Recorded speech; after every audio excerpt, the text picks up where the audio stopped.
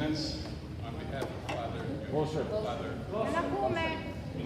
How about this? On behalf of Father Dionisio, Father Parish Council, Philoptochos, which has prepared some refreshments for us, and everybody here in this parish, all the parishioners, we will welcome everybody here in presence and online. You're breaking up. How about this one? Yes. Okay. So welcome everybody, and everybody online. I will start with a brief bio of His Eminence, very brief, and then we'll start with a presentation by His Eminence, and then Q&A. His Eminence Metropolitan Nathanael of Chicago is the second Metropolitan to preside over the Greek Orthodox Metropolis of Chicago, consisting of 58 parishes and 2 monastic communities in Illinois, Iowa, Minnesota, and Wisconsin, as well as northern Iowa and southeastern Missouri. He was ordained a bishop in the Holy Cathedral of the Holy Trinity, New York, on March 17, 2018, and was enthroned as Metropolitan of Chicago in the Holy Cathedral of the Annunciation of Chicago on March 24, 2018. Born in Thessaloniki, Greece, His Eminence is the third child of Irene and Vasilios Simeonidis, and is of Pontic and Asia Minor descent. He graduated from Hellenic College with a BA in Religious Studies in 2000, and from Holy Cross Greek Orthodox School of Theology with an MDiv, Master of Divinity, in 2003. He earned an STM, Master of Sacred Theology, in Christian Ethics in 2003, and a PhD, Doctor of Theology, in Bioethics for Boston University in 2007. He also studied the history and ethics of public health at the Mailman School of Public Health at Columbia University. His Eminence has served as a guest professor and lecturer of Orthodox Christian Ethics and Bioethics at Fordham University, the Holy Cross Greek Orthodox School of Theology, and St. Vladimir Theological School, and has authored and delivered numerous articles and presentations in theology and bioethics. Since his enthronement, His Eminence has sought to implement policies and programs that promote greater transparency, accountability, and professionalism in the metropolis of Chicago. He has launched a strategic planning initiative to encourage transformative action among the metropolis parishes, and has pursued efforts to engage young adults more fully, including through the formation of the Metropolis of Chicago Junior Board. May God grant him many years. So His Eminence now will begin a presentation of the current state of the metropolis, and then we'll open up for discussion for Q&A. Thank you. Kalispera, good evening. Tony, thank you for the introduction. It's, I think this town hall meeting is the last one in the series that we have scheduled, and in many ways it's probably the most difficult one, because you as a community in Chicago, the Chicagoland area, know me the most. So you have seen me the most, so what I'm going to say may sound repetitive at times, or you may say, oh, he's saying something we've heard already, but there might be some that have not become aware of some of the things, and there could be several people joining us tonight, so please forgive me if what I'm going to say is something you've already heard. 3 years ago I came, when I arrived in the metropolis, we had a listening tour, and it was, I think, 12 stops around the metropolis, and I used that as an opportunity to go out and meet people for the first time, to listen to them, to kind of hear what they had to say, to learn from them, and 3.5 years later I find myself still needing that. I can't say that I know everything about our community. I can't say that I have gained all the skills and experience needed to be a metropolitan. So I urge you tonight to speak openly, honestly, offer feedback, ask questions, and I take this as an opportunity to continue learning through our engagement. If you'd like to speak in Greek tonight, please feel free to do so. I'll respond in Greek if I can, and you know, I'll try to speak in English as well to offer a translation if possible for those joining who don't know Greek. So what I would like to do is kind of talk about what we've done so far, what has happened, kind of 30,000 feet in the sky. So when I arrived in 2018 as a very naive, scared Metropolitan, I started to see what was in front of me, where to begin. And the truth is that we needed to, first and foremost, try to get our house in order, to try to fix what was deficient. And there were significant deficiencies in our operations, in our governance here locally. We had a metropolis that was in debt. We had a metropolis with outstanding bills. We had a metropolis that did not operate with a budget. And it was a difficult task. And with the help of a new Metropolis Council that was put in place, we were able to do that. And over the last 3 years, we've gotten better at this. Tony mentioned greater accountability and transparency. We have instituted a delegation of authority, which limits what I as Metropolitan can do. Essentially, I have now a Metropolis Council that is co-responsible, not just as an advisory board, but as a governance body. And so every time we make a decision for an expenditure of money or the signing of a contract, whether it's a contract for our copy machine or signing on someone to our staff, this has to go before a body that helps elect or make a decision. When we started, we brought in an independent audit firm to look at our finances, our operations, our practices in the offices, and for 15, 16, and 17, we had a disclaimer of opinion, which means that the auditors were not able to offer an opinion. They did not have enough information. Over the last few years, we've been getting better, and the last 2 years, we have a clean audit. So thank God that has helped us. That's helped us earn the trust of our people, and that it has translated into better giving. We have been able to raise resources to support our parishes. During COVID, we were able to raise $270,000 through our parishes, through small gifts, and that would not have been possible if we had not put in these changes early on. We also earned the trust of the broader community. We work with the mayor's office regularly. We work with our ecumenical leaders, which I know the Metropolis had that tradition in the past, but we continue to do that. We were given the opportunity to be part of a Chicago-based telethon, and through that telethon, we were able to raise support for non-Orthodox Christian charities. So we were able to now make a greater impact in the lives of all Chicagoans. So I'm very, very happy, and I can say I'm very proud of the work we've done. We have a board that works extremely hard. Early on, we had board meetings every month. Now we have them quarterly, so we're getting better at this.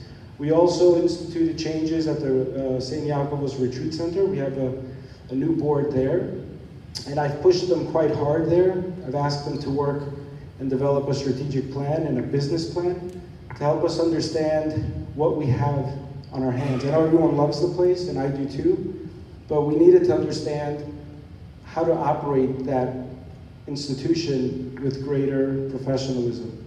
And so you're going to hear a little bit about that at the Clergy laity. So we're very excited about how the new board sees the retreat center being more sustainable and an institution that we can count on for years.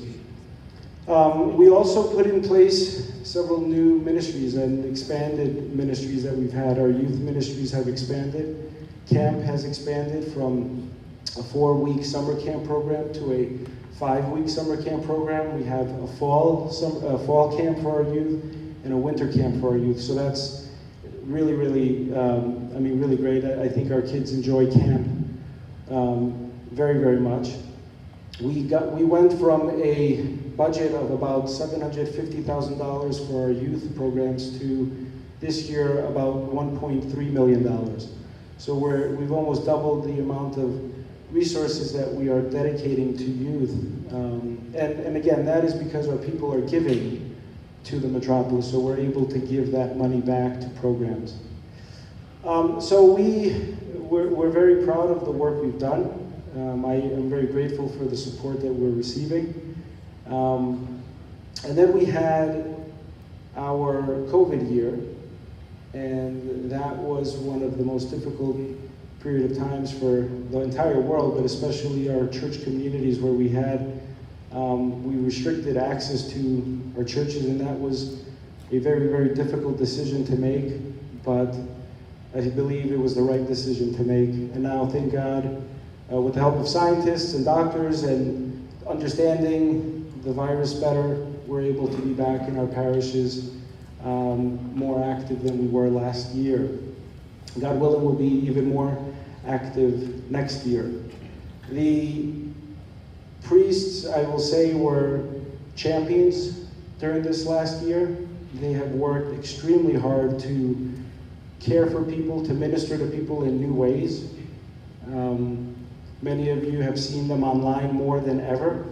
They have offered their sermons now in new ways. They have gone above and beyond, visiting people more, not just for medical emergencies as they were trained to do, but just being with people. Because they couldn't be with people in the church, the fathers found ways to constantly stay in touch with people, whether it was writing a card, or calling them, or visiting them. I commend them immensely for that, and I thank them for that, because our people needed to be in church, and our priests needed them. And I think last Holy Week was probably the hardest Holy Week for us all, not only because our people couldn't be in church, but priests were in church by themselves, we are, by our DNA, communal beings, each and every one of us, but the priest especially needs the people in their lives in order to function as priests. We are not meant to be alone. So I commend our priests for that. Our community stepped up, as you know, as I said earlier. We were able to support one another. For the first time, I would say, there was a lot of inter-parish work on higher levels than ever before. Our parishes were supporting each other, giving each other ideas, sharing of resources. We had parishioners stepping up, donating PPE, and we had priests coming in, picking it up to bring to neighboring parishes.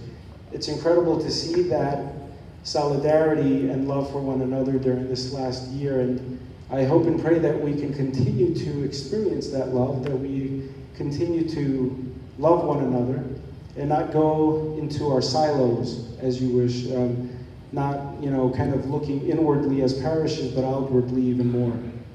We introduced a new ministry, Project Hope, because we realized, and many parishes have also realized, the need to be even more philanthropic and more charitable.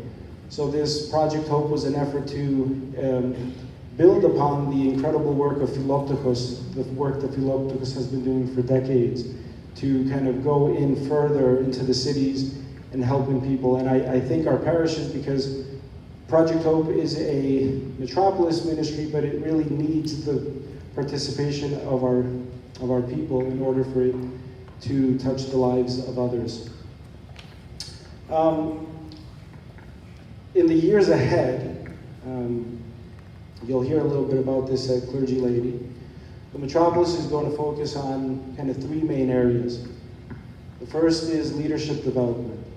And in particular, we're looking to develop and continue developing and forming our priests. So we will, in the near future, launch a program that will help our clergy get stronger, giving them more tools, building on their skills and their talents so that they can make an even greater impact on the lives of their people. We're also going to focus on religious literacy, in particular religious literacy for adults. We need to have our people re-catechized. I know we talk about catechism in the context of those who are seeking the faith, who are looking to become Orthodox, but the truth is, the level of understanding of the faith by our people is very low. If our people don't understand the faith, they don't understand the why, the value, why we're Orthodox Christians. And if they don't understand why it's important to be an Orthodox Christian, they won't know how to apply their faith in the world. If they can't apply their faith in the world, not only do we remain an insular community, but we are also not transforming the world. So we're going to develop some programs that will help our people learn the faith in new ways, offering teachers' guides for our priests, but also ministry leaders. So these resources will be able to be used for little kids, for youth programs, but also for adults. And it's important that adults learn this so that they can then teach it at home. And the third area is, of course, philanthropy. We will double down on our philanthropic work. We need to continue. We can't kind of rest on our heels now thinking that just because COVID is maybe coming to an end, that there's no need for us to be philanthropic. There's always going to be a need to help our neighbor. And when we meet our Maker, He's not going to ask us about our finances and our books and anything else. He's going to ask us about whether or not we gave water to someone who was thirsty, food to someone who was hungry, visiting someone who was in the hospital, and so forth and so on. And so we have to really do this. So enhancing our leadership, who can then, the leaders can teach the faith, and then putting our faith in practice. We're also, as you saw in our announcement, looking for a new Metropolis Center. Burton Place down in the city is still for sale, and we're still actively looking for a new location. We want to make sure that we are taking advantage of any opportunity that's out there. We hope that that can come to fruition with God's help, and if it's His will, very soon. We're also establishing a Metropolis of Chicago Foundation. So this foundation is going to be there to support our ministries, our work. We need to plan for the future, and we need to plan from the future today so that we can invest more and more into our parishes, that we can help our parishes grow, and plan for a church that can be here for another century. We will celebrate the centennial of our archdiocese in 2022. Our metropolis, or the presence of the Orthodox Church, will celebrate its centennial in 2023. So the first bishop of Chicago was sent here in 1923. In 2023, we will celebrate our centennial, and my plan is to make sure that we can be here for at least another century.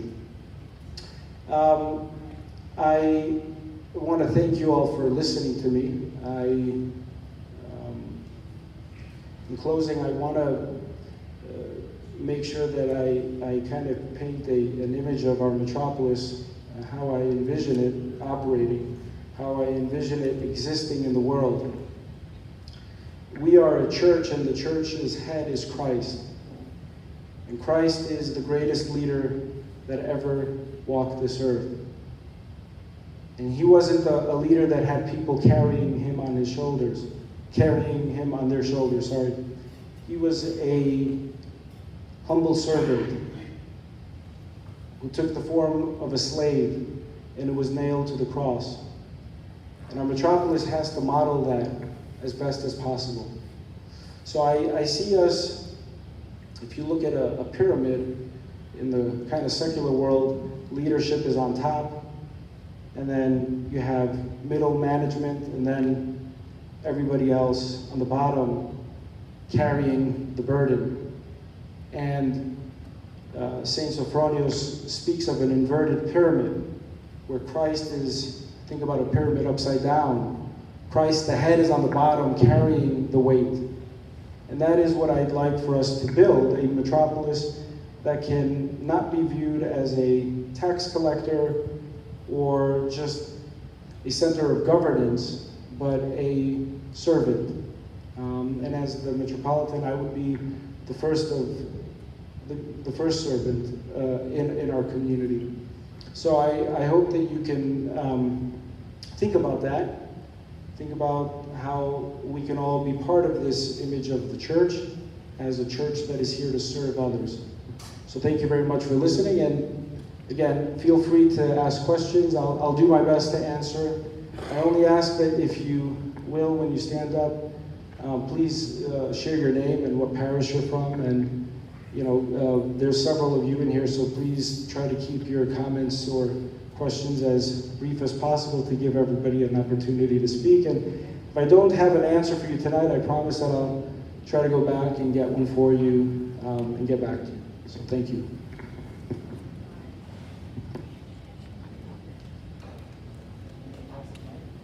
Yeah, so whoever has a question can raise their hand, and Leah will come and give you the microphone. And please speak into the microphone, because I think that's the only way people online can hear you. So even though you may have a loud voice, please speak into the mic. Hello, my name is Athena Calaris, and I am a member of St. Demetrios, Elmhurst. I know, Your Eminence, we've exchanged emails in the past. You came to our church on Holy Friday when you were first ordained, and I was excited to hear about your direction, especially when it came to our youth. Years have passed, and our youth, you let our youth down, especially our teens. Our teens are the most vulnerable in the society today, and you are letting them down in the time of need. I know a priest does not make a church, but our teens' trust in their spiritual leaders does. By changing priests, especially during a pandemic when our churches were closed, you're hurting our teens and you're hurting our children. What are the Metropolis's visions to ensure our young adults are not forgotten, and how often do you plan on making these changes? Thank you for the question. I suppose there might be more than one person who may have that question here tonight, so I appreciate that you asked it. I will say first and foremost that I'm sorry that that's what I've done. If that's what's happening, that's not my intention, so I apologize. As the leader of our church here, I have decisions to make, including assigning priests. It's one of many things that I have to do. It's not very easy. It's probably one of the most difficult things I have to do, precisely because it impacts more than one person and one family. There are times when assignments are necessary because of outside forces, things that are beyond our control. We have had 9 priests die in our metropolis in the last 3 years. We have had 5 priests who have sought to move to different parts of the country, and 3 priests who have retired. And those are things that are beyond my control, But anytime something like that happens, there's a domino effect. We don't have a farm, a bullpen where we have priests waiting to kind of step up. And so anytime somebody dies or moves or retires, there's a need to find a replacement, okay? There are also things that are not, and usually there's 2 or 3 priests that are affected by that, because you have to move a priest according to the skills that priest has and according to the needs of a particular parish. And there are also things that warrant or require a reassignment based on things that are not public. things that people don't know, and things that cannot be shared in the public. And those are the hardest times, because people then are left confused. You know, people don't know what's going on and why, and that's very hard. I have to say, when I approach an assignment or a reassignment of a priest, a lot of effort goes into it, a lot of prayer goes into it.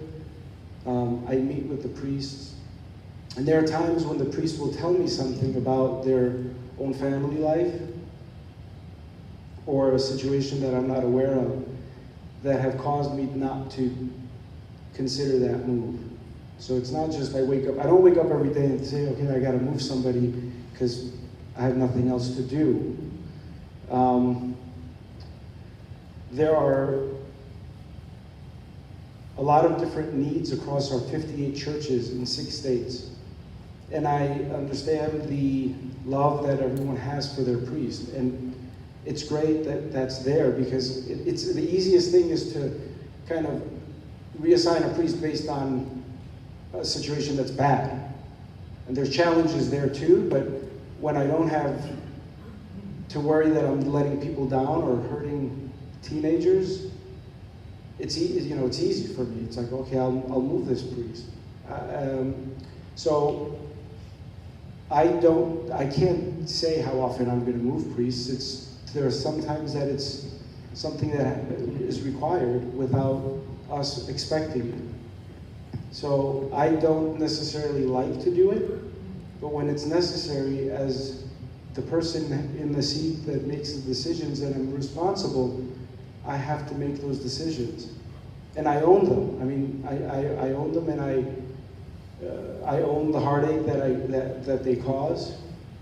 And I can only apologize when that occurs. Can I say one more comment? Sure. As an educator for 28 years, what COVID has done To our children, and especially our teens. Do I really need this? Okay. And especially our teens, the trust that our teens have in their spiritual leaders is essential, and it takes time. And from my understanding, from hearing other people and talking to other people, there's a rumor out there that every 3 years a priest will be rotated.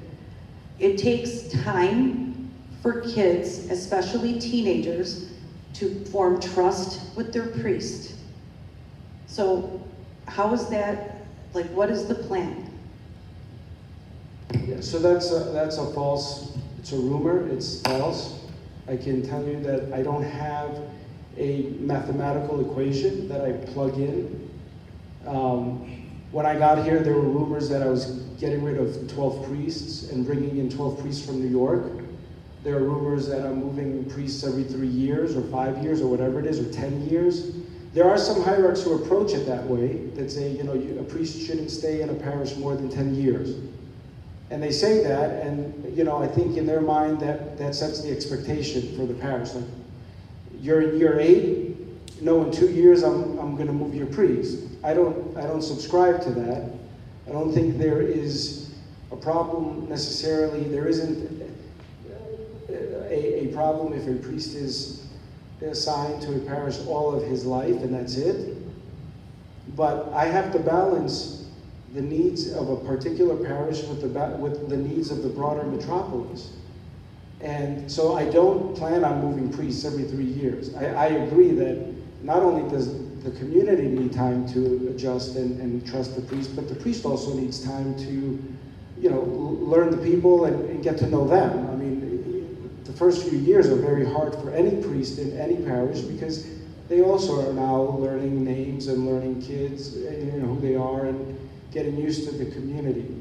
So I just would like to say, for the record, that that's not my plan, is not to move priests every 3 years or 5 years or 10 years.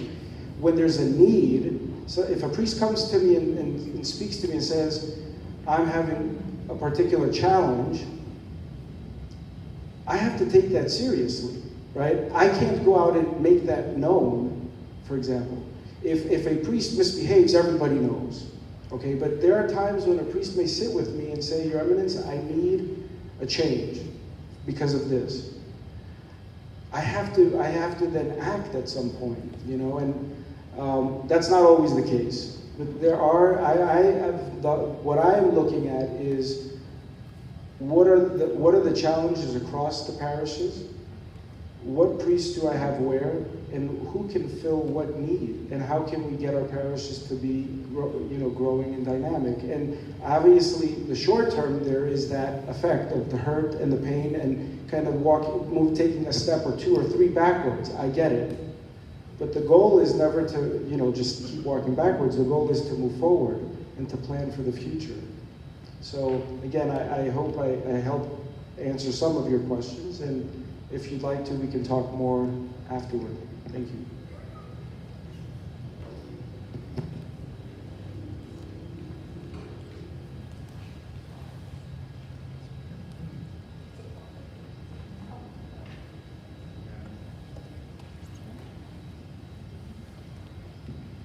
Your Eminence, thank you for coming and speaking with us tonight. My name is Nick Otis from St. John the Baptist. So my question kind of asks you to lean into your response that you just gave a little bit more. So, do you have a set criteria for moving priests? Something in writing? And I'm not asking for a mathematical calculation, nothing that precise, or some sort of strategic plan. Of course, we know sudden changes come up, but that definitely does not account for all of the moves of priests from one parish to another parish. Thank you. Thank you. So look, when we have two parishes in our metropolis without priests. Okay, so in Chicago, I think we're very used to having a priest almost immediately. Okay, when a priest goes on vacation, we can quickly find, or is sick even, we can quickly find someone to fill in. That's not the case across the 6 states.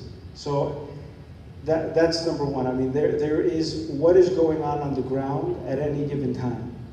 Okay, there are parishes that need priests who speak Greek. There are parishes that need a priest who is of a particular age because they have to be driving a lot. You know, maybe they get tired. They need a priest that's going to be alone. You know, they can only afford one priest, so they don't have an associate, so I have to send a priest who's already experienced. Every parish is very different, and every assignment is very different. So there isn't any criteria except for I have clergy, and they have each gifts and talents, and those gifts and talents have to match the needs of a particular church. And again, it doesn't always, there is no one way of looking at it except for, you know, it's very individualized, very personal. And like I said, we have two churches that don't have priests because I have not found the right match. So I think, I don't know again if I've answered your question, but there is no one set of criteria for assigning a priest, or reassigning a priest. You know, if there's a young guy or a newly ordained guy, it's a first assignment. You know, we had churches in our metropolis that had 2 priests, and they had 2 priests not because they needed 2 priests, but because it was a tradition to have 2 priests. You know, when we looked at reality, when we sat down with the board, they realized they really don't need 2 priests. They were paying for 2 priests, but it was really just a tradition. So I said I need them, and I took them, and those churches are not getting a second priest because they don't need it. So what was going on for all these years as a tradition, they realized wasn't a tradition that was helpful. Again, I hope I helped answer. I probably didn't give you an exact criteria because there isn't one set of criteria that's applied when assigning someone.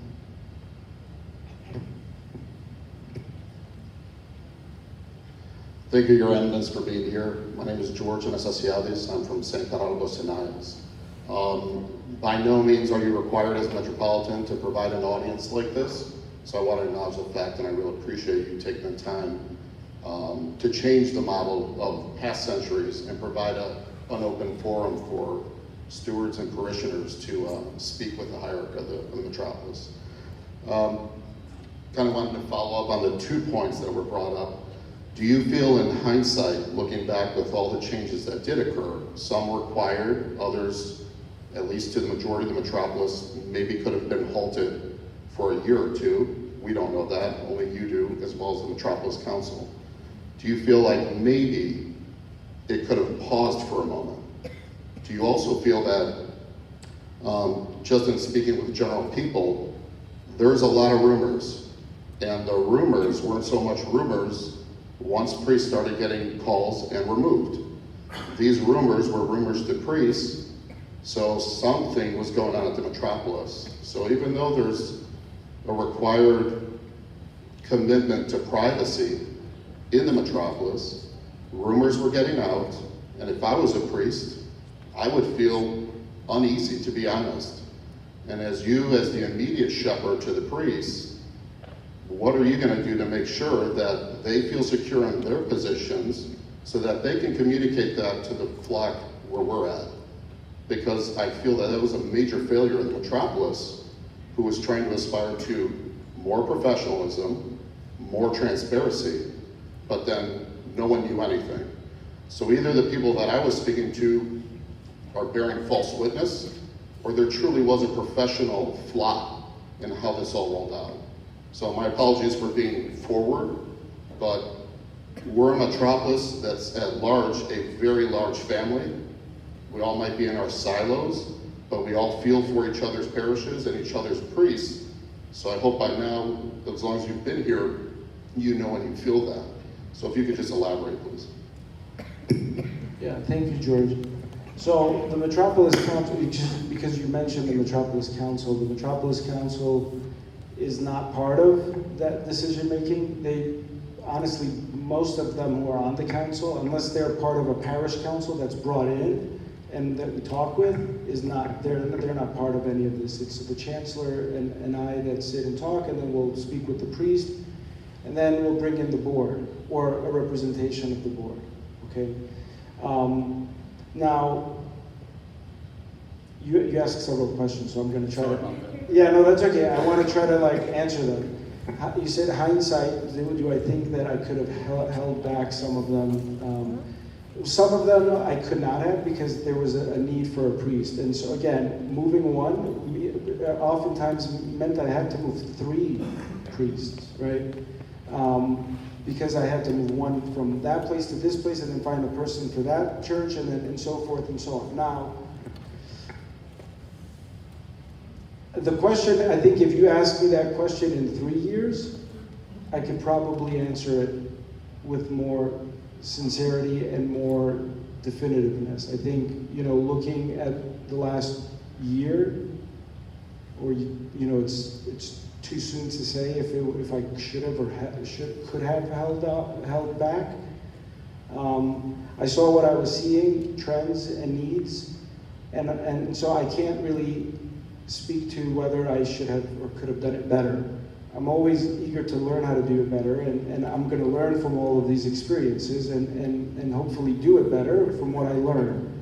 What I do know is, and this is true for anything we do, when you see a need to take action and you delay it because you're afraid you may upset people or you may be less popular, that's often going to be worse. So I don't do, I'm not very popular because of this. I know that. I'm not, it's a joke, but it's true, right? I know I've hurt people and let people down. We heard someone speak about teenagers and stuff, right? I get it. But when I make a decision, I make it because I feel it's the right thing to do. It's not because I'm the boss and, this is it and, take it or leave it. And that's not the way it goes. That's not the process, and it's not in my heart. So in 2 or 3 years, George, I'm happy to sit with you to talk to you about that same question. And maybe the answer is, yeah, I think I could have done this a little better, or that one maybe could have waited Or maybe not. Maybe it was spot on, and thank God that we were doing it the way we did it. In terms of rumors, I will tell you, there was a blog that once existed that many people used to read, and that blog did a lot of damage to our people. They tried to damage me. It didn't damage me, but it damaged our people. It damaged our parishes, because our people, it's human nature, would go on there and say, oh, what did they write today? What are they saying today about so-and-so? And so they were saying, I don't remember there were some like ridiculous things that they were saying in there, who was being moved where, and they were off 90% of the time. And pianane, one or two of them were accurate, because after a while you're going to start saying something's going to stick. I will say this though, in one of my meetings with my priests, and this was pre-COVID, I shared with them that there were going to be reassignments. So I presented it to them. I felt that as their leader, as their father, I needed to kind of inform them that things are going to happen, because I saw needs. I didn't do it to scare them, although it might have scared them, because it's very new to them. That the Metropolitan is speaking to them openly, honestly, like adults, and saying to them, Pateres, there are needs, and at some point I may call you in and ask you to take up a challenge. Now, I don't know, maybe they got scared and, among themselves started thinking, is it me, is it you, is it this? I don't know. I don't blame them for being scared. Like I said, it was something very new. I also don't know if the boards that I was meeting with were going out and sharing news that was supposed to be kept in confidence. So members of the board may have been coming in, and we were speaking with them, and there was something that we would say to them and say, look, we're thinking about this in the next 5 months or 6 months or whatever. And so if one individual went out and started sharing things, then it went out. It did not come out from us. So I don't know what the rumors are or who was saying what. We try our best to keep it first with the priest, because again, by virtue of not knowing the priest's dynamics, what's going on in their life and in their family's life, we can't bring in the board first. Yeah, George, you have a follow-up? Just to clarify, because I'm aware of just to clarify, I'm aware of that website. Yeah. I don't follow it. It's not up anymore. My question is just not derived from that blog or whatever it was. Yeah. My question is from experiences of people who those discussions had not yet been had. Yeah. So for the benefit of yourself and for the Metropolis, it should be looked at again, because what had happened is, I don't know. I don't think it's right. Yeah. And this message is coming from more than just myself. There's many people out there that felt this was just handled in a very terrible way. Yeah. So, and again, it's not to say that a priest didn't need to move. Father Crisanto knows very well, while as parish council president, there are needs in the parish, and when there is a need in the parish, in the community, in the Metropolis, a priest has to move if it's a second priest. There's no better person, and I'm sure a lot of people get this. I get it better than most, I think. There's just other priests that were shuffled, swapped, that maybe in hindsight for a lot of stewards of the community, maybe we could have paused down those. Yeah. Again, we understand. Yeah, no, I appreciate that you understand, and you're very kind, and even the way you're voicing your concern, and I acknowledge that publicly. Again, the hindsight question I'm going to look at always, not only for the assignment of a priest, but for any decision that I make. Right? I mean, we have to keep going back and doing a debrief. Did we do the right thing? Could we improve? 100% agree with you. In terms of Rumorville, I can't help that. I don't know how to stop that, except for making it an instantaneous, a decision that's made and an execution on the day of. It doesn't really work that way, and so what is it? Telephone, tell the Greek, tell the world. if you tell one person, and they may, and I'm not saying people are going out there and like spreading rumors and gossiping because they're being mean or trying to do anything bad. It's just human nature that we share information. And so I will go back and look at how we do things, and maybe we can talk about things more in detail, offline, you and I, so I can hear a little bit more about what you're talking about. Thank you.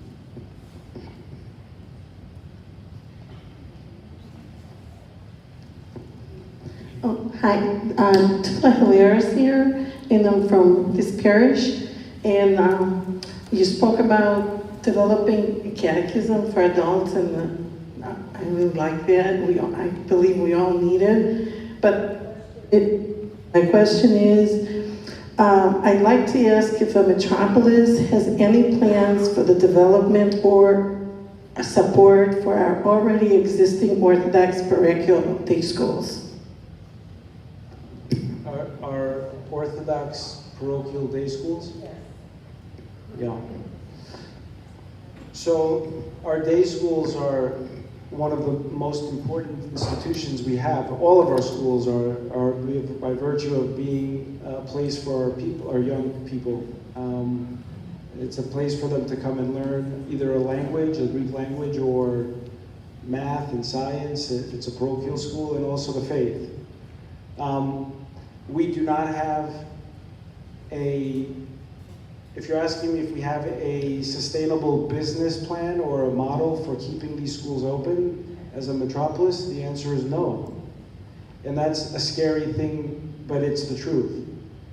I don't have the answers for everything. These schools, just like the churches were started by people. Money didn't come from heaven. People got together and said, we want a church, or we want a school, or we want whatever. And they rallied, they supported it, and they built it.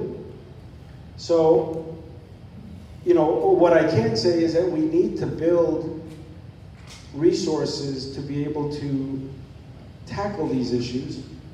But, I know that there were many parochial schools that have closed around the country because, they don't have the support they once did. And so I will say, if there's a school, whether it's an afternoon school, or a parochial school, the main people who are carrying that are the parishioners. You're carrying that weight.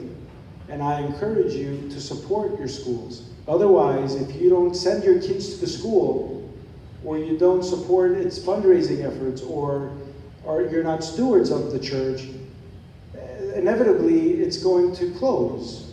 Panagias, once upon a time, had one of the biggest schools, probably in the country. Eventually, there weren't parents willing to send their kids there. And so that school, as a parochial school, closed, and it became a charter school. So I think we need to be creative, we need to be proactive, but ultimately right now, today, that burden rests on the shoulders of the people who established those schools and their heirs, so the parishioners.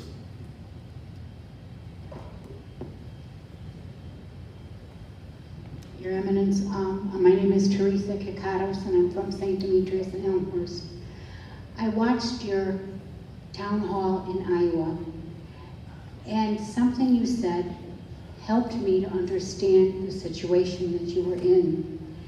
You were talking about parents who have children, and you said, I don't have children, but my priests are my children. So when you said that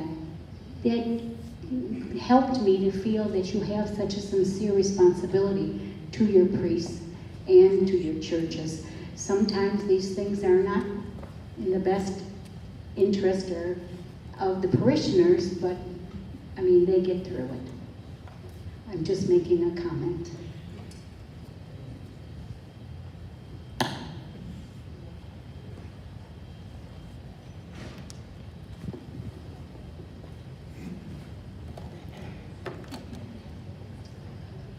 Good evening. My name is Maria Caldas. I am from here in Elmhurst, this community. As far as the parochial schools, I would ask you just let the parents take care of that. That was just a side note, that's not my question. My question is, what is the Metropolis's COVID policy going forward? There is an issue of mask shaming.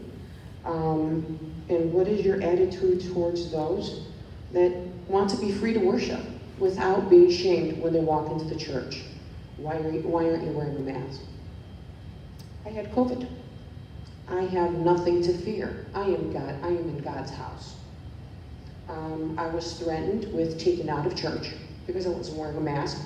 I said, you call the Metropolis and you take away my Orthodoxy card. I go, I dare you.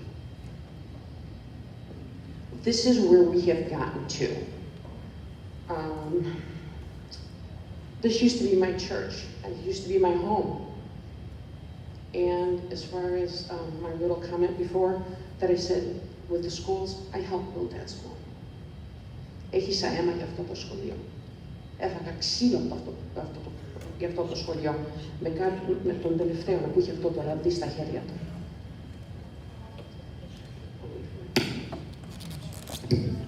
Yeah, so I'm sorry that you were shamed, and no one should be shamed in church for any reason.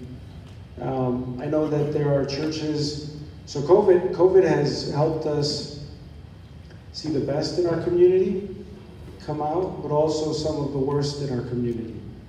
You know, the worst in human nature and some of the best parts of human nature, the solidarity, and then also the divisiveness and the fear. And all that comes from fear. I know that there are people who write to me and they tell me that they go to church and they're asked if they got a vaccine, and if they say yes, they're told they're going to hell and that they need to go to confession. Okay, I'm just telling you. So that's wrong too. As much as it's wrong, and I agree, it's wrong to shame anybody. But that's not the policy. We're not discussing. We're not discussing whether COVID's real or not. That's a misnomer. We're talking what is real. What is real is we go to churches and we're told if we don't wear a mask, we need to leave. How about what then? Since when? This is America. The reason my parents came here was because they wanted to be free. And that freedom allowed them to build churches, to be Greek, to raise that flag, να κάνουν το σταυρό τους with no fear, in a Catholic school for 8 years. And I come here, and I have to be told, you're not wearing a mask. I had COVID. I have nothing to fear. I am not fearful. You can't stay here. Excuse me. So I appreciate the passion that you bring to your question.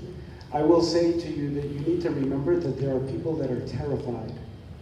Who stoked that fear? Who stoked that fear? I don't know. I can tell you Would you like that. me to bring you a mirror? So I will tell you that there are people who are afraid to come to church because that's how they feel. I can't stop them. There are people that are afraid to go out of their house. Okay, and so I said that I don't think that you should be shamed for not wearing a mask. You asked me what the policy is. We have issued a policy. We have told our priests that we strongly encourage people to wear a mask. That's our policy. And again, when we go to church without a mask, we are shamed. Well, I think that that's wrong, and I'm saying to you, it's wrong. But that's not something that is, because it is not. I mean, you're not wearing a mask today, correct? No, I'm not. Right, so exactly. I did wear one to come in, I must Okay. admit. But again, it was crushing. It is crushing. There are a few priests that are very good, and yet you have, just like you can't control people who say rumors about you, you can't control people who are afraid. But you know what? The people who do come, who aren't afraid, support us a little bit. I think my main issue is I want to protect people, We And all I, as a person who's responsible, will do whatever I am advised to help protect people. So I understand if that makes people uncomfortable, I get it. But at the end of the day, we're living through a global pandemic. This is not, shaming someone because they're not wearing a mask under normal circumstances. It's wrong whether it's a pandemic or a pre-pandemic to shame anyone, but I will do whatever I have to do and implement whatever policies are advised by CDC and my advisors to help keep people safe.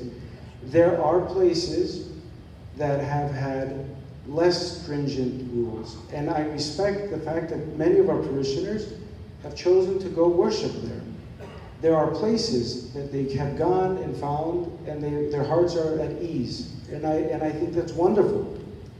But I, as a decision maker, as a person who's responsible, I'm choosing to do that, to keep people safe. I don't do it as a political statement. I don't do it as an ideology. I wish we didn't have to be in a pandemic, but that's the policy. It's going to change as this changes. So I thank you for the question, though. And I encourage our churches and our people in our churches not to shame one another, ever. A person should not feel ashamed whether they come with pants and they're a woman and you make them feel ashamed because they should be wearing a skirt, or they're not wearing a mask. There shouldn't be shame coming to church. That's a policy for everything. If we feel ashamed to go to church, then krima. Thank you for being here tonight. Michael Halkias from St. Athanasios, got married at St. Andrews, drifted over to Holy Apostles, and then came here, so I'm a drifter. My question to you, as you started your talk today eloquently describing about how you're trying to make changes, and I came here tonight trying to learn a plan, and I've learned quite a bit. Also, I want to know how to help. You also started your talk at the beginning about you kind of inherited a mess, and I don't doubt that. And so your predecessor, we all knew, and so through these years and years and years and generations of leadership, my question is about accountability. And you did describe that you are, part of now an advisory panel, and there's a board that, you're not the only one making decisions. My question is, the year is 2026 or whatever it is, and there have been some other questions. People said, well, did you make the right decision or not?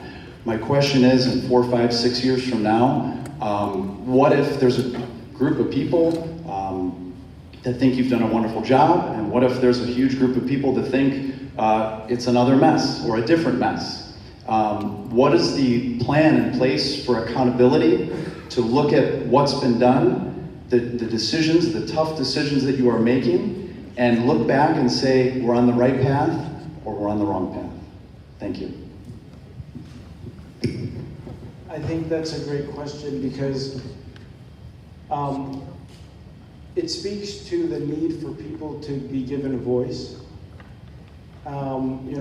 George mentioned we don't have to do this. I don't have to do this. I can just sit in my ivory tower, if you will, and just be the decider. But that's not who I am, and that's not how I feel like I'm going to grow. And I don't think that sitting behind a closed office and having other people speak for me is the way the church grows. I think the best way for us to get it right, not to be right all the time, but to get it right, because eventually to get it right means that you're adjusting your position, right? So I may have an answer for a problem, but it may not be the right answer. But the only way we can get to the right answer is for people to speak up and to be proactive, not reactive. I heard a lot of reaction, and that's fine. I mean, people need to voice that reaction to something that's done. But I think, I would welcome parish leadership coming to me in advance not necessarily for parish clergy assignments or anything, but for anything that they're looking to do, to come and sit with us and say, this is what we want, or this is the challenge we have, this is what we face. You talk about a parochial school, that's a challenge. If it's going to be dealt with only on a grassroots level, and we get to look at the topic when things go really badly, then it probably is too late. So in 5 to 7 years, I think we can probably look back and say we're on the right path or the wrong path if our people are going to be reaching out and offering feedback. My office is always open. I receive letters and feedback all the time, but I encourage our parishes to come in as a group, as a representation, not when they're called in, but asking to sit with us. Because if parishes are getting it right, from parish to parish, then we all are getting it right. I don't know if that answered your question. So I'm trying to give our people their voice. I don't think our people, I think people have lost their voice in the church. It's been, top down, and many times it has to be because we're a hierarchical church, but that can't be the default position all the time. Like I can't say it's a hierarchical church, so I'm making decisions and that's it, all the time. So we've got to give people their voice. And tonight is one of those opportunities to give you your voice, And then I have to make sure that I then am responsive and listening and keeping the door open. Because that, for me to give you your voice and then I shut everybody out, that's not right either. So I think that's the best way forward. I mean, let's give you your voice back. I want to hear from you, but proactively hear from the parishes, not reactively. Do you have, like school boards have school board meetings. Do you have meetings where the public is allowed to attend and help counsel or offer suggestions? Or is it just you and your advisors? Well, I mean, we have committees and we have fora that are open, like Clergy Laity Assembly. That's probably the biggest public venue. Our board meetings are not open. I mean, that's just the way they are. They're not publicly available. We do invite people to come from time to time, representatives of different groups. Sometimes, we get asked, can we come and speak to you? We've had, during COVID, we've met with school board principals and presidents of the schools to coordinate efforts, for example. So we offer those things, but we don't have kind of an open forum other than this, for example. We do have meetings with parish council presidents and clergy. We do have clergy syndesmos meetings where we meet as clergy. The presidents meet as presidents together. So we are hearing from the people. I can't say, maybe we can expand it to include other groups. I meet with Philoptochos, I meet with the presbyteres. So I do meet with people and they offer their feedback on whatever topic we're looking at. But I think maybe we could do something for schools if that's an important topic. Or the moms and dads of the children that are in the churches and that the decisions that you're making are affecting the children. Yeah. No, I was just saying that the moms and the dads that are in this church or in any church where it's directly affecting their children. Yeah, I think to your point, I think it may be a good idea to have a meeting, not with just, I think what you're trying to say is not with just parish council, but in these parishes that have a new assignment, maybe with whoever wants to Well, come. not even just the new assignment. I'm talking Talking about all parishes, how's it going? How are your youth programs? How are your day-to-day for the children? Because we want to keep the children in church. Yeah, and that's what point I was trying to make earlier. Like, I would like for parishes to come to me and say, we'd like to meet to tell you. I can ask for that. I can definitely, you can come from me and say, I'd like to meet with a subset of your parishioners to to hear from you. But I think, you're not going to be able to get 100 people in, and the people who will come to that meeting don't always necessarily represent the entire parish. So but I acknowledge and accept that feedback of maybe offering more opportunities to meet with constituents at parishes. So I'll keep that in mind. Thank you. Your Eminence, Tom Pavlich from St. Nicholas Orthodox Church. Just moving forward, anybody that's in this room or who's been around the diocese and the business world or worked in large corporations know that business models change and business models must change. So thank you for your honest responses, and hopefully you can follow up later on for some of those other concerns some of the folks may have.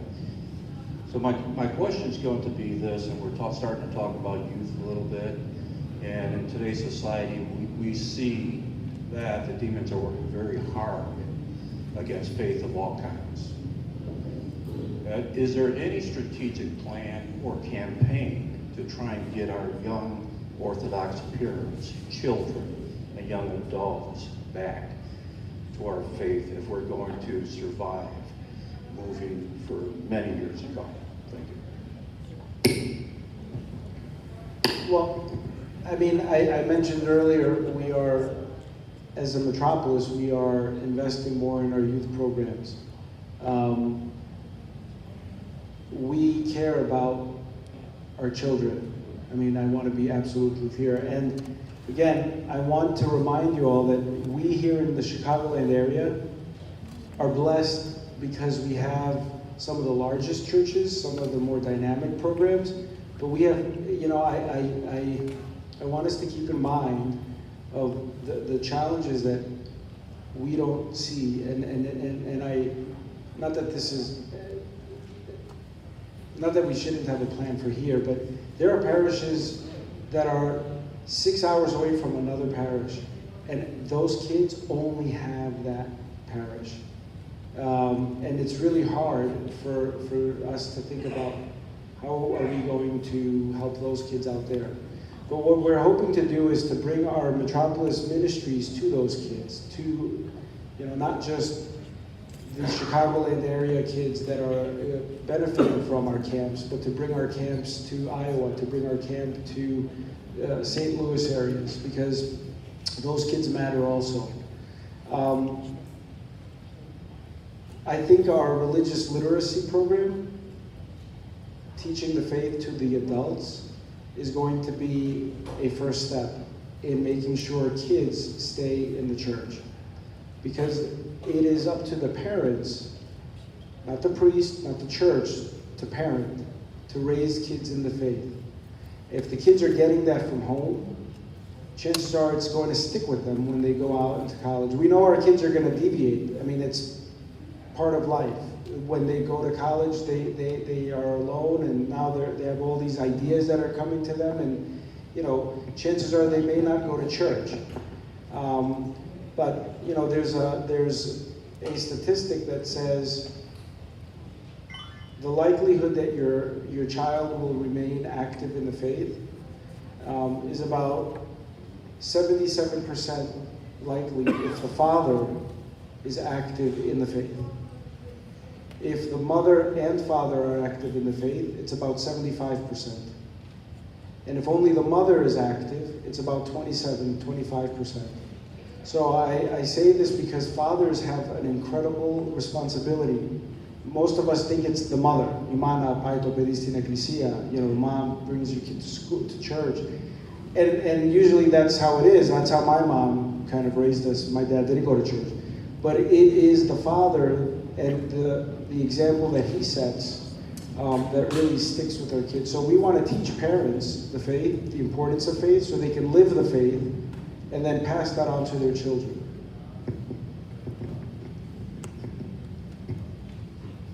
Evstathia Panusi, St. Demetrios of Elmhurst. Question regarding the schools, just for additional clarity on the parochial schools. That being a platform to help build and invest in our children, Hellenism, Orthodoxy education, in the future, do you see the Metropolis assisting or helping with these programs versus having the weight being carried mostly from the churches? Is this something in the future the Metropolis would consider? Yeah, thank you. I think, do you mean by assistance, financial assistance, or what do you mean by, like, how do you explain what you mean by how the Metropolis can assist? Because that's, the word assist is loaded, right? Yes. Well, Yeah. I was trying not to be restrictive. Financially was not what I was first thinking. First, I was thinking the leadership and bringing the importance to it, educating the leaders in the individual churches, right? Having one vision, potentially having one strategic plan and model that could potentially work with some variation. Financial, sure, but that wasn't the immediate. Yeah, I just want to be clear, because if the question is, can the Metropolis fund the schools, at this point, the answer is no. I mean, and that's just reality. But I do think that in the same way, I think we can be a little more proactive as parishes in coordinating with the Metropolis. I think the schools can also do the same. I think that it would make sense for, we don't have a lot of schools, obviously, so it's not like every single parish has a parochial school. But I do think that we need to have a plan that's a coordinated plan. We did some of that, I saw some of that goodwill when we were discussing issues with the safety of the children and having a plan, and we met, we brought everyone together, they shared their ideas, what are you doing with your kids, your school to open up again, and so forth. That was good to see. I saw, the potential there for more of that. I don't know how receptive the schools will be to doing more of that, and then potentially building capacity to do a strategic plan for our schools in the area. I mean, maybe we need more schools. Maybe we don't need as many schools. We don't even have answers to that, right? There are institutions out there that would fund and support schools if we had a coordinated effort. So as a Metropolis, that's kind of value that we could bring, bringing the schools together. But the schools are going to have to be willing to work together and not almost have that Darwinian competitive mindset, because that happens on a parish level. We're trained to do that, like, they took our parishioners, or I lost that parishioner to that priest. That's bad. We have an ecclesial Darwinistic model where we are competing with one another, and that's not going to help us grow. So I'm willing to, and I'm happy to try to coordinate such meetings. And I accept that advice that you offer, and we'll try. I mean, we have nothing to lose when we try something like that. So thank you. Father Chrysanthos, St. George, Chicago. Your Eminence, this is a kind of a follow-up to the previous question about parochial schools. I think most people agree that education, whether it's preschool or a day school or preschool or Sunday school, are very, very important parts of how our Orthodox children will develop. And we see it in our parishes that most of our people that are involved as adults, whether they're parish council members or Sunday school teachers, are children that went through those programs and were very active in those programs. And there's no way to minimize how the value of being at your church or at an Orthodox school. There's no way to minimize the value of our children spending 40 hours a week in a church environment, in an Orthodox day school. It sounds like there's a lot of fear, which is understandable, because we keep hearing the weight is on the parish, the weight is on the parish. It all depends on the parish. Financially, it drains the parish. The Orthodox Jewish community has an interesting model. And I'm wondering if we would ever consider, what they do is they believe in fewer schools, but better schools. And what they would, a model that they would give us in our metropolis would be one school in the northern suburbs, one really good school in the southern suburbs, one really good school in the western suburbs, one really good school perhaps downtown. However, and this is where it gets complicated, they don't belong to a parish. They belong to the metropolis. And I know that's hard, and I know it would take a lot of work, it would take a lot of resources, but it mitigates competition because St. Demetrios Elmhurst isn't competing with St. John's, let's say. It provides us the opportunity with fewer schools to give more resources, to have better teachers, getting paid better. It's just a thought. Is that something that, and I know it would be very difficult, I know it would take a lot of work, I get it, but is that something that would be possible? So I think we are looking at, I know you mentioned parochial schools. I think that can apply for even afternoon language schools. You know, we have, you know, in the old days, when the church was established and you got your, what is it, like your parish charter or something, from the archdiocese, you were told you need to have a Philoptochos, a Goya, a Sunday school, a Greek school, and a choir or something like that. Like they were basically telling you, here are the minimum requirements for you to have a parish. Like this is what the expectation was. And so we had churches, every single church had a Sunday school, a Greek school, a Goya, a choir, and so forth. Over the years, many of these churches no longer have Goya programs. Many of them don't even have choirs anymore because it's, you know, the reality on the ground. You have fewer people in these churches. Today we have fewer churches even with Greek language schools, right? Because they don't have kids, so you don't have, they don't have a language program anymore.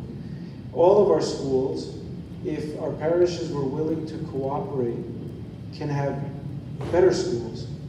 I don't know, you know, how a student learns a language or anything for that matter, or the faith, if it's a catechetical school, when there are only 2 kids or 3 kids in the classroom and one of them is 10 years old, the other one is 6 years old, the other one is, you know, a teenager. Because you don't have other kids, you know, they don't have enough 10-year-olds to have a classroom by itself. It's hard. So the environment isn't really conducive for learning. So the idea of the metropolis operating or the schools being under the auspices of the metropolis, I think that would probably, my gut reaction is that most schools would not immediately favor that. I mean, it's because these schools are parish's schools. They feel strongly about it being under the parish's auspices and you know, legally, financially, all of it control. I don't know that that model works for us, Father Crisanto, because we haven't studied it. You know, if there's an appetite for something like that from our schools, then maybe we can look into it. But I don't know that just because the Jewish model works, it would necessarily work with us. You know, maybe that's how they were started to begin with. And so, you know, they weren't under particular synagogues. So it's easier for people to see that. Our school started in churches, in our parishes. For us to say we have to now take them from parishes and give them under the metropolis would probably create an uproar. Even if it was the best plan out there. I mean, you know, but we haven't even studied the needs. So before we can say I'm open to it, I think we have to study and work together on small things before we get to the big things like that. Why not take something that started organic with, that you just said, with COVID? That instead of focusing on the Darwinism, focus on the positive. Say, we all got together. What works for Elaine? What works for Christina? Instead of saying, you know what, you can still be divided, but if you pool in all of your information, you become stronger. Each finger is not the same, but if you do this, it's very mighty. They don't have to be together. But that's something organic that you started with your leadership, positive, not on the Darwinism, more on your strength in numbers. You know what works, what works. Yeah. Maybe it'll work better with us. Maybe it won't. If the sharing that you did with the COVID can work with increasing and being better and stronger. So I think you're right. And the amazing thing was the collaboration didn't only occur among the church parochial schools. We also included the schools that are operated independently from churches. The principals and leaders were excited to be in the room with the church schools, even though they may not have been affiliated with the church. So I can make an appeal then tonight to whoever is in the room or whoever is online. If there's a group of people who can help me with that, to coordinate such efforts, I welcome your support, because the truth is, we have a limited staff, and so internally, it's hard for us to do something as simple as coordinating meetings. It's tough, but I welcome the support from the outside to help lead this effort. As a Metropolis, I will lend our weight, let's say, to bring people together. Unifying. Yeah, the gravitational force to bring people together.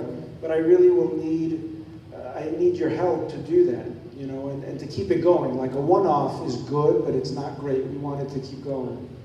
George? You're in? Oh, I'm sorry. Yeah. Can I submit an online question? you have an online question. Yes.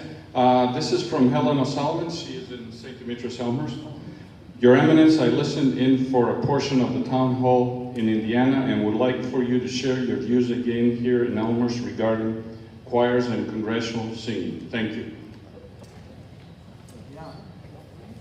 That's great, because we're in Chicago, and that's very foreign to us. But I will tell you, in most of our metropolis, we do not have chanters the way we have chanters here. Byzantine choirs don't exist outside of Chicago.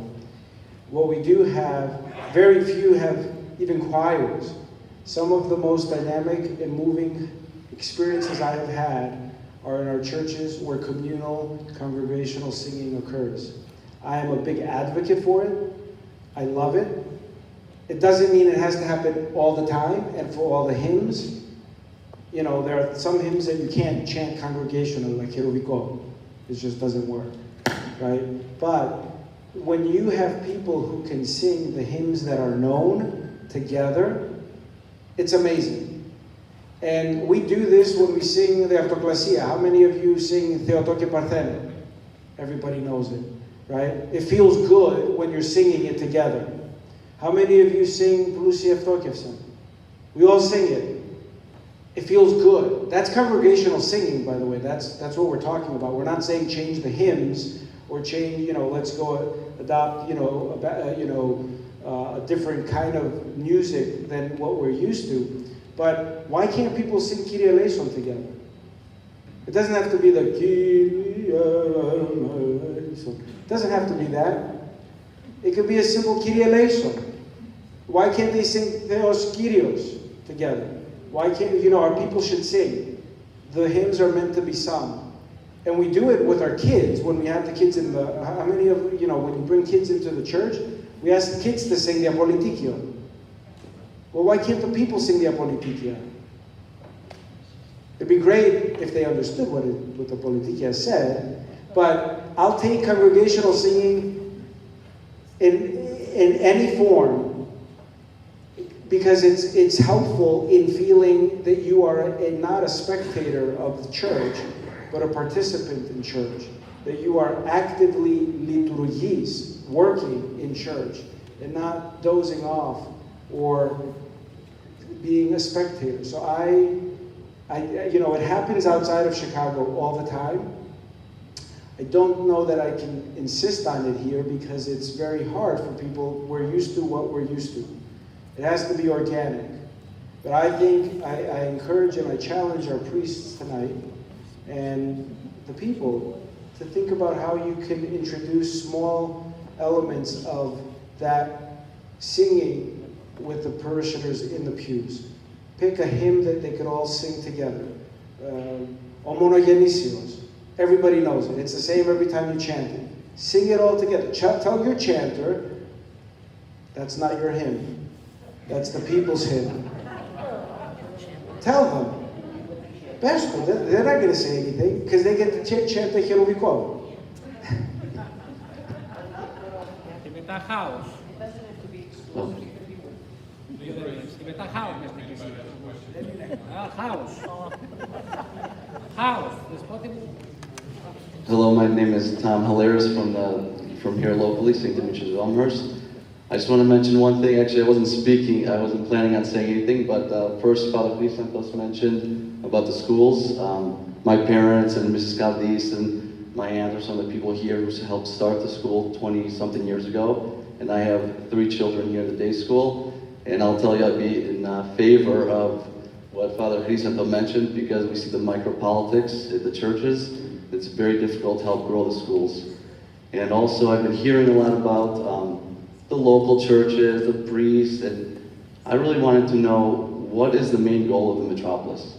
You know, 5 to 6 years, 10 years down the line, how do we know we've helped grow the Orthodox community? What are we all striving for as communities?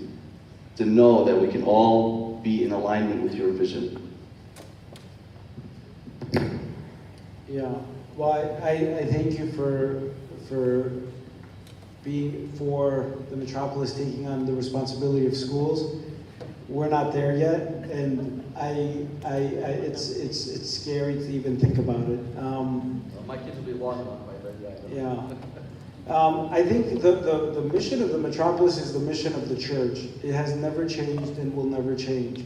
The mission of the church is to share the gospel with all nations. That is what Christ asked the disciples. So we have to do that. And we have to do it with every single program we have. Our programs, if they're not evangelizing programs, if they are not bringing Christ to the people, then they're failing. I don't care how many kids you have in Goya. If they're not coming close to Christ and all they're having are parties, it's not good. I mean, you can use the party to bring them as a vehicle, right? But ultimately, our mission is to share the gospel with all people. That also means sharing the gospel with people who are not currently in the room. And, you know, if you want to know if we're growing or succeeding, I mean, all you have to do is look at the head count. And I don't subscribe to the idea of less is more. Not when we have millions of people around us. Not when we live in a country where you can openly speak your mind, like we're doing tonight. Not when we can openly express our faith in the public. If we were living under other conditions, then you can't speak necessarily about growth and evangelizing and bringing new people into the church. But we have no excuse.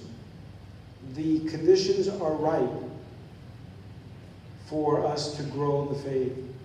And, you know, if you look at the annual report, I think some of you picked that up, there are statistics in there about our sacraments. I mean, we have fewer weddings, fewer baptisms, fewer chrismations, and more deaths. That means we're not growing. And you know, what we have are demographic shifts. So if a church is happy because we have 500 or 600 or 1,000 families, it's not organic growth. It's usually people moving into an area. Okay, and we have to accept this as the snapshot of today if we are going to change tomorrow. That is a scary phenomenon. That's scary to say we're not growing organically. But once we accept that and we're not afraid of it, then we can say, okay, what do we have to do to bring people in? And that is, you know, it's hard because it often means doing things that are not comfortable or familiar to us. But the things that are comfortable and familiar to us, if we continue down that path, will inevitably bring our demise. And I said this, I was asked in Iowa, I think it was, again, small churches, 30 families, 40 families, some of them, whether or not, you know, what am I going to do to keep those churches open, let alone grow? And I said, I can't guarantee that any church is going to stay open. You know, there's not enough money you can pump into the system to keep the thing going. The way a church stays open is with people in it. And you know, we have to do that from now. Not be afraid of that. Okay?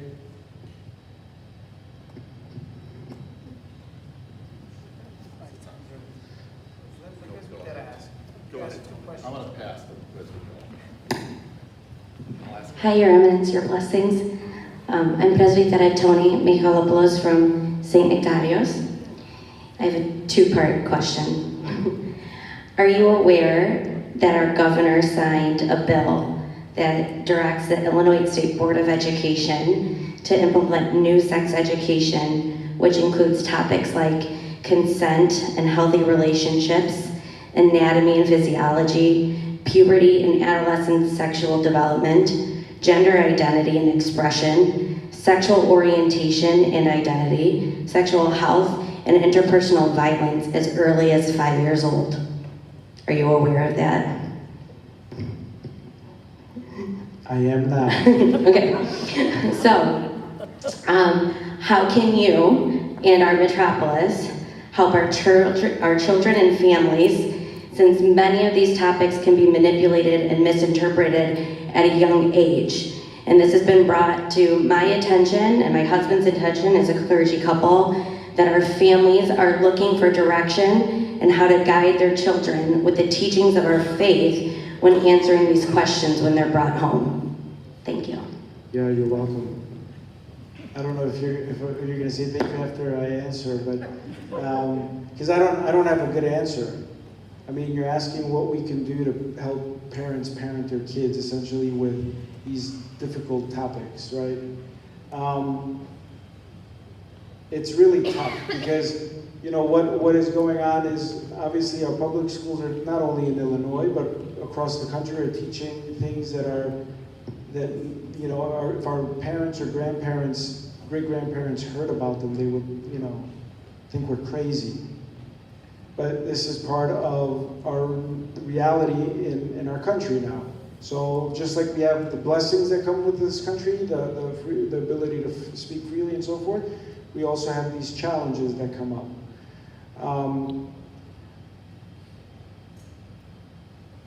I think that someone said to me once, and it was interesting because this person doesn't often go to church, but he made a comment that was really significant at the time, and I think about him.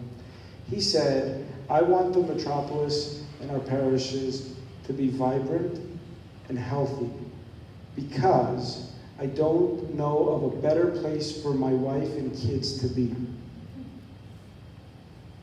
I don't know that there's a better place for me to have my kids go than the church. And this is a guy that doesn't go that often. Recognizing that there are so many things out there that are going to kind of confuse kids, you know, steer them in the wrong direction.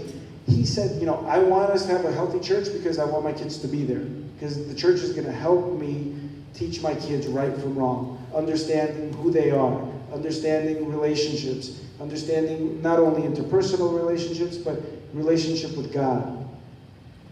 And I really think that I don't know that we have an Orthodox Christian teacher's guide for parents, like a parent guide. Maybe we can create one, I don't know. I'm not an educator, so if that's something that would be helpful, that's awesome. Let's create like a little toolkit. But I think the answer is not that. The answer is, how do we have parents understand the value of church? Even when things aren't perfect, the church is the safest, healthiest place for kids. Period. Right? Even if we are, you know, not making the right decisions all the time, the church is the healthiest, safest place for kids. And if we can help parents understand that, then they'll bring their kids. More people will bring their kids. You know, I wish we had the ability to have more schools that parents could bring their kids to and not have to pay tuition.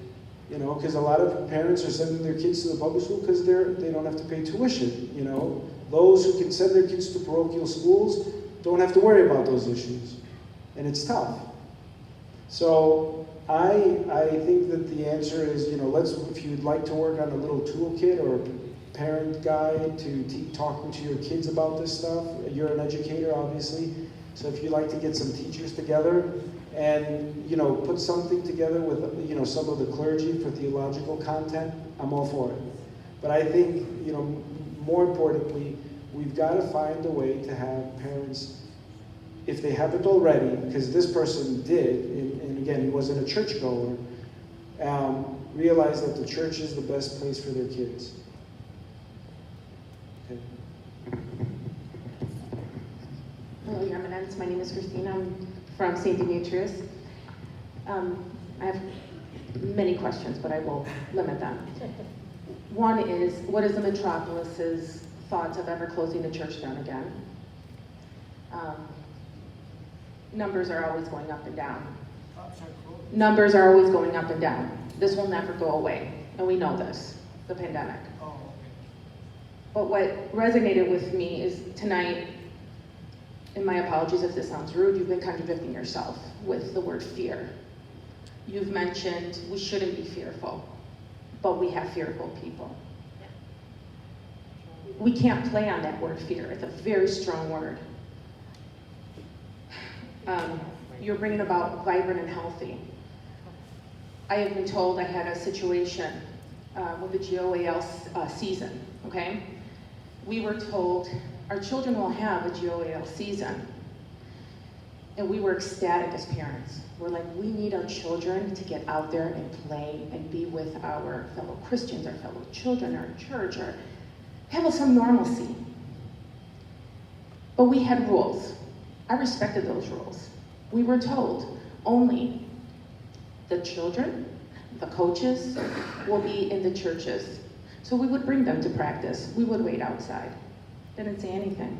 During the games, it will only be the coaches, the players, and the referees, okay?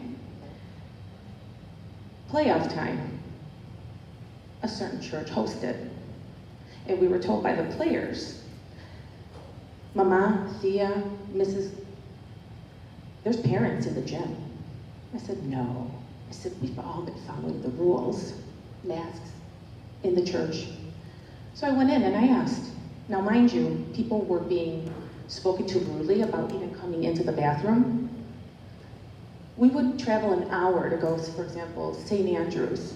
And could we go to the bathroom? Could we not? We're not allowed to go into churches. We can't. We feel like we're carrying the plague. Everybody feels like they're fearful of carrying the plague. This is a horrible, horrible pandemic.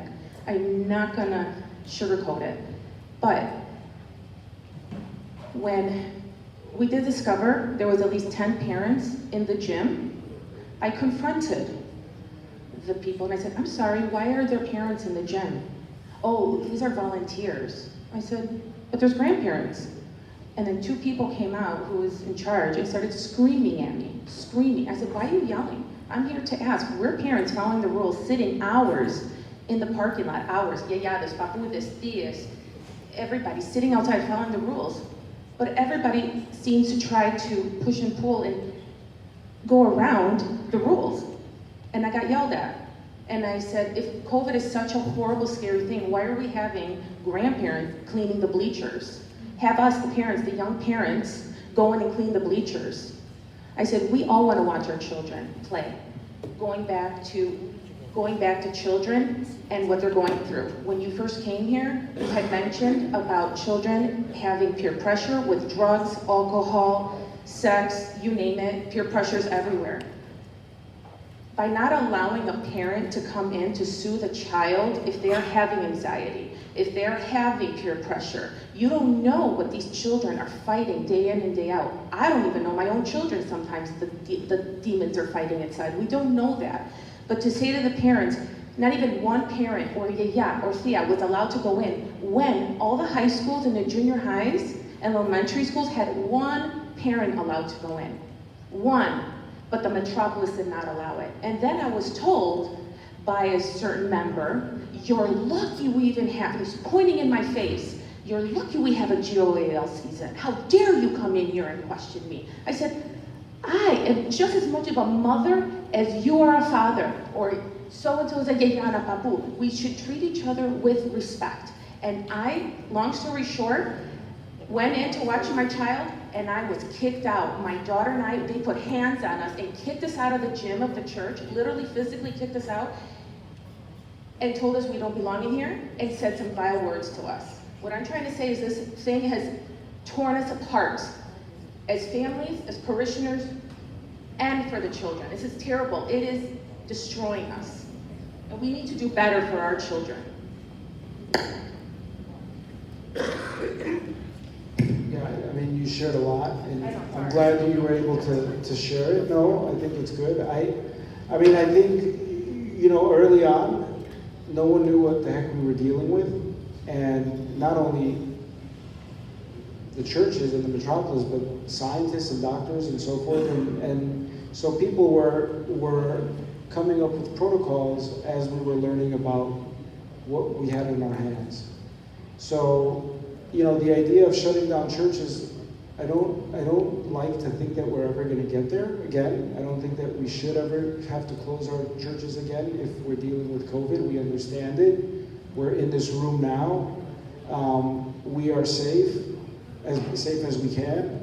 You know, we have our masks, or if you don't want to have your mask, whatever. I mean, I think that we, a year and a half later, the world understands how to operate without, you know, this divisiveness and so forth. Now, I apologize that you were treated that way. I don't know who and why and so forth. There, you know, again, whether you're shamed or attacked, that's not a safe place for our kids, right? I just finished saying we should have the church should be the best place for our kids. It should be the best place for adults too. But yeah, I'm sorry that, you know, maybe we were trying to follow rules as they were being issued by various leagues and various CDC, and, you know, if we got it wrong, we got it wrong. I mean, we're going to do better. We got it very wrong, but our children are suffering from it. Well, We again, have to do better this season, and from here on. We need to do better for our children. well, I encourage you to reach out to, is it GOAL? Is that the? I did. I reached out. I spoke to them. Nobody Who? followed up. I'm not. Oh, okay. So let's speak offline. No, I thought you meant. Respect people, even though I was not respected. No, I'm asking if this was a Metropolis staff person. Yes. Okay. And I never was followed through. Never. I called 3 times and I got nothing. Okay. So I have no faith in calling the Metropolis to get anything addressed. Okay. And what are we going to do for that? Are we going to do better on that? 3 Well, times. okay. Well, I'm sorry. And I know that you're the head honcho, you have to hear all this, but it's a trickle effect. I will take it to the staff. Thank you. Thank you. Sorry, Your Eminence, I'm a little, I like to take the opportunity since we have your audience. One item on COVID, and I want to thank you for not changing the format in which Holy Communion was being distributed. I think that we, as a metropolis, should be very thankful and blessed that you didn't go down some heathen path like some other people. Even the Archbishop suggested multiple La Vidas, and it just didn't seem appropriate. Also, given the fact that there's some watching in the metropolis, and even some folks that I know at my home parish who are still afraid of Holy Communion, there's probably upwards of 23 plus His Eminence here, priests, plus His Eminence, all who have gone through COVID, communing the entire time and communing many people. I myself, the first time we had finally gotten able to get back in the church, I felt like I was communing for the first time. Fearful. Why? I don't know. But happy to see that, I don't know, personally, I don't know that any priest has suffered greatly from COVID or that it even came to them through Holy Communion. I think it's sacrilegious to even suggest it. So thank you very much for not changing that format. I think you would have lost a lot of folks in the metropolis. One thing, you're probably already hearing it, there's a lot of people within St. Carlos who are worried. Grandparents. I myself have 3 kids. They're young, so I'm hopeful that our priest won't change again, but who knows? I'm hopeful that they'll be able to experience through their high school years. But I have a godson, and I know many people, and having been involved in Goya for years when I was younger, you know, you're hearing all the concern. Coming here, I was thinking, what more could I ask?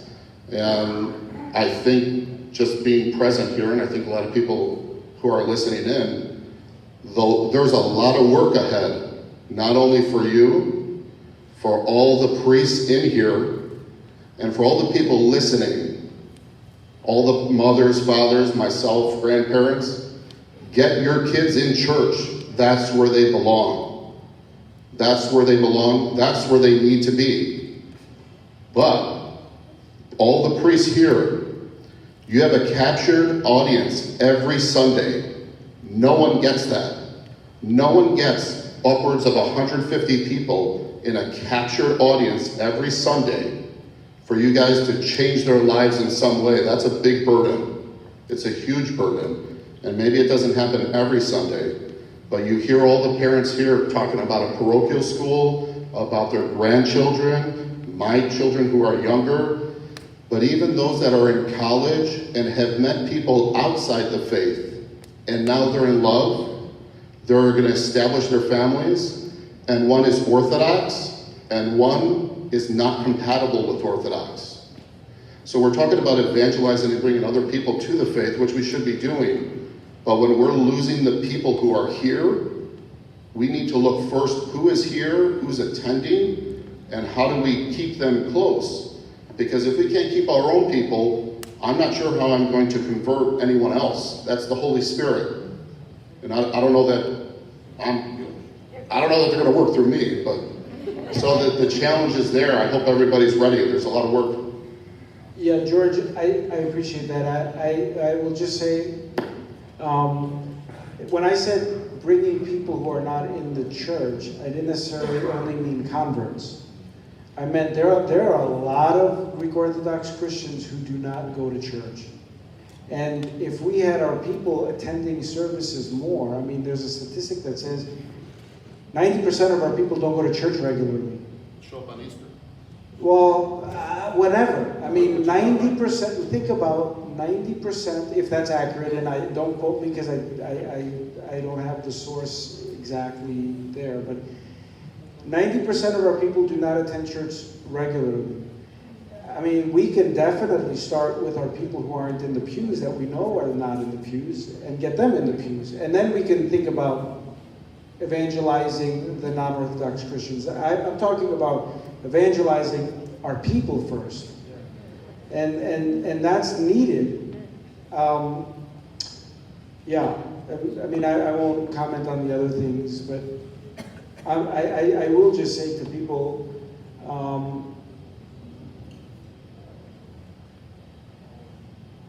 don't be afraid of church. If the church has hurt you, I can only apologize for that. If you have been upset in church, we need to do better. But people shouldn't be afraid to come to church. And they shouldn't be afraid to receive Holy Communion. Now, that's what they should. The word should is the ideal. But the reality is, there's still people who are uneasy. And we have to make sure that we can help them overcome their fear. That's it. With our patience, with our kindness, with our invitation, not making them feel pressure to do something they're not prepared to do, but to encourage them, to be there with them, to give them good news about how your experience is going. That's all going to help them overcome their anxiety. To be honest with you, my mom was anxious about going to church after all of the lockdowns. And I had to kind of slowly get her there. It's like, Mom, let's go to the local one, okay? Or actually, we would drive by the church. And then, because she was afraid to come down the elevator. And then, slowly getting her back into church, and then getting her back to receiving communion. So it's difficult, and this is the reality we're living in. But I know that the clergy are doing their best, And, you know, we can help them by inviting our people back. We have time for one last question. Is that, because, yeah. Is that one last question? Because I don't know how many people are ready, but okay. I'm not a very good public speaker, but I keep hearing about COVID rules and I keep hearing about all these moves. What we keep forgetting is that it's affected the priests more and their families more. I would like to know how you would ask us as parish members to help our new clergies in these new positions, these families that have been, you know, they need our love, and instead we're sitting here condemning them and condemning you.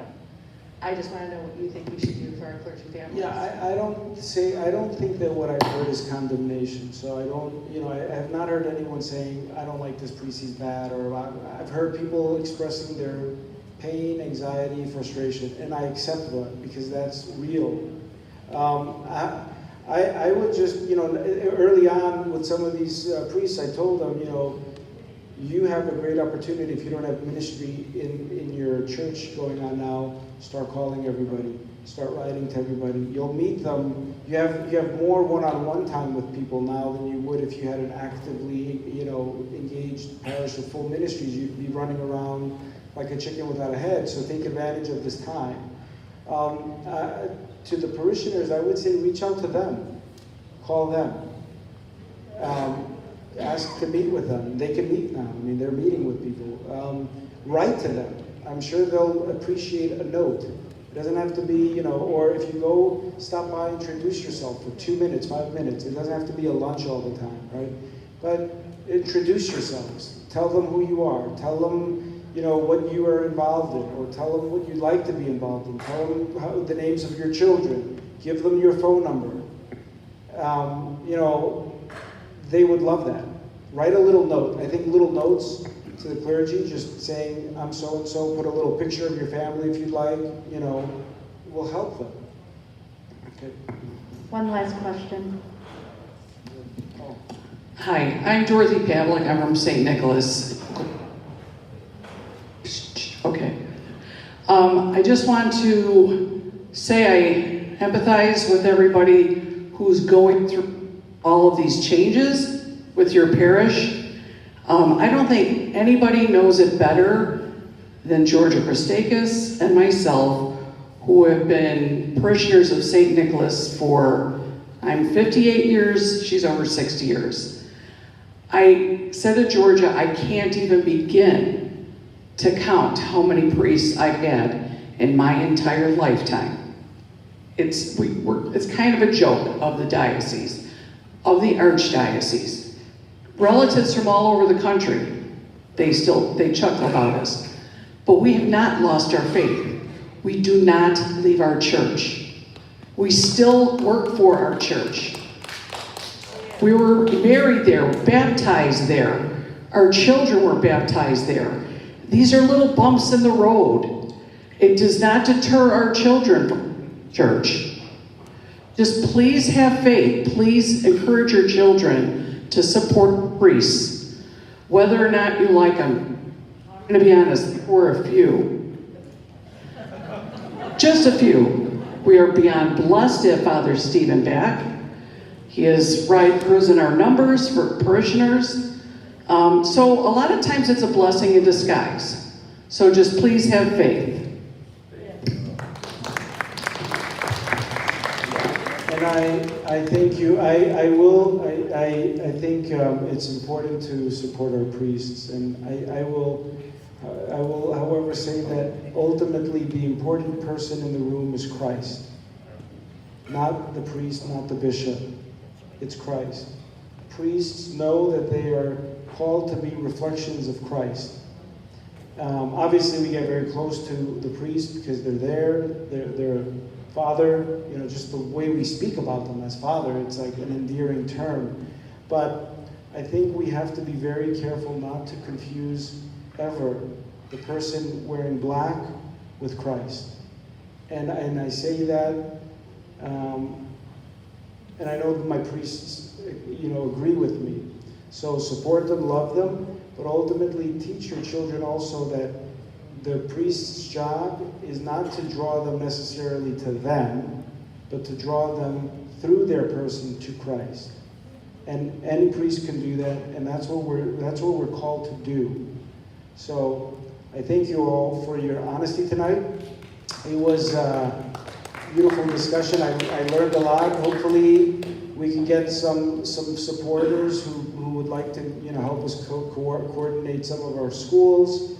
I'm going to take back some things that I heard about our own staff, and I'm going to also maybe work with Presbytero Tony to maybe come up with a parent's guide with some teachers, and also to figure out how we can get people access to us to give us feedback, not necessarily only in a town hall meeting, but finding other constituents that we can bring together to share best practices and to help us learn what they're doing and to get better at our own work. So again, thank you very much for your support. Hopefully we'll see many of you at our clergy laity.